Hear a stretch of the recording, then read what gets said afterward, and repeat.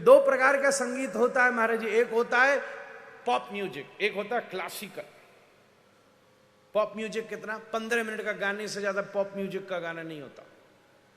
बड़ी से बड़ी गायिका भी गावे तो 10 मिनट 12 मिनट, और वहीं अगर कोई क्लासिकल गायक आ जाए, पंडित जोशी जी आ जाए, चुनलाल मिश्रा जी आ जाए, जसराज जी आया, ऐसा कोई गायक आ जाए, हमारे कथा क्षेत्र में श्री रामायणी जी आ जाए महाराज, ऐसा कोई आ जाए संगीत विज्ञ महाराज, ओ हो 6 बजे से कार्यक्रम शुरू होना है, 7 बजे तक तो खट खट खट खट तबला, फिर वहां में पाउडर पाउडर, फिर तबला, 36 सुंदरी सुंदर हो जाए, इतना पाउडर तबला ही खा गया हमारा।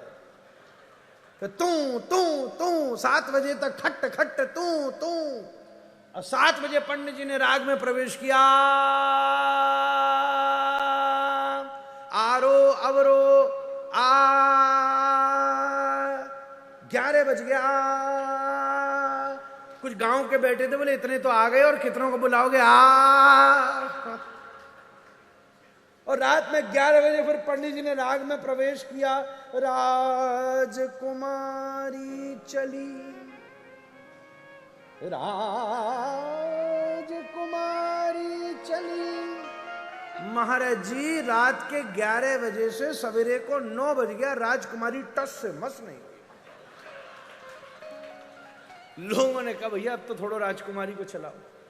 बोले राजकुमारी चले न चले, मेरा राग चल रहा है। भागवत जी की कथा कोई पॉप म्यूजिक थोड़ी ना है, ये तो क्लासिकल है महाराज। अपने हृदय की बीणा के ऊपर किसी सदगुरु की कृपा के आश्रय में जब एक झंकार पैदा हो जाती है, तो एक एक श्लोक भी इतना बड़ा हो सकता है कि उसके सामने एक संपूर्ण जीवन छोटा हो जाएगा, संपूर्ण जीवन छोटा हो जाएगा। मधुपकितव बंधो, सूखा सूखा ऊधो आया था, गीला गीला वापस लौटा।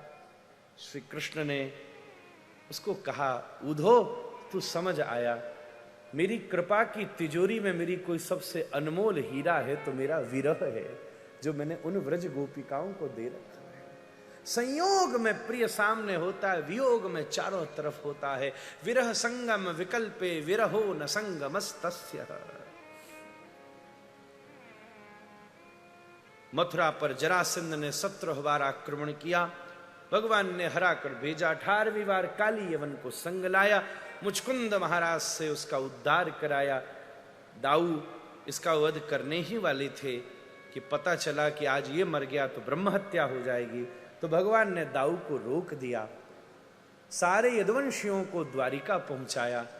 सब लोग द्वार पर खड़े होकर ठाकुर जी का प्रतीक्षा कर रहे थे, और जब प्रभु पहुंचे तो सबने रण छोड़ कहकर स्वागत किया। आइए रण छोड़ भगवान की। महाराज जी स्वामी जी कोई रण छोड़ कर जाए तो उसकी जय जयकार होती है कि कोर्ट मार्शल होता है, पर सद उद्देश्य से वो विजय जिसमें किसी की हानि होती हो, कैसी विजय। भगवान ने कहा आज अगर हम जीत जाते तो बड़ी भारी ब्रह्म हत्या हो जाती, इसलिए रण छोड़ कर गए। इस श्रेष्ठ उद्देश्य से श्याम सुंदर की भी जय जयकार हो गई महाराज। और जीवन में अगर आनंद चाहते हो तो रण छोड़ना पड़ेगा। युद्ध, 2 ही रास्ते हैं, या तो युद्ध पर जाओ या बुद्धत्व को पालो। स्ट्रगल ऑफ थॉट्स को छोड़ना पड़ेगा।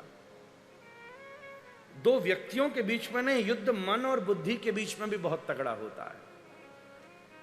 उस मन और बुद्धि के युद्ध से भी तो मुक्त होना पड़ेगा, ये भी तो युद्ध ही है। कृष्ण रण छोड़ है, वो द्वंद्व में नहीं उलझते। श्री कृष्ण को द्वंद्व नहीं पसंद है, वो तो रण छोड़ गए महाराज। जहां द्वंद्व है वहां भगवान नहीं है महाराज। जहां जीव संपूर्ण द्वंद्व से रहित है, श्री कृष्ण के लिए वो अत्यंत, इसलिए हजारों गोपियां हैं पर कोई द्वंद्व नहीं है। 5 भाई श्री कृष्ण से प्रेम करते पर कोई द्वंद्व नहीं है। एक बात तो पक्की है, भगवान के जितने असली भक्त हैं उनमें कहां द्वंद्व है महाराज।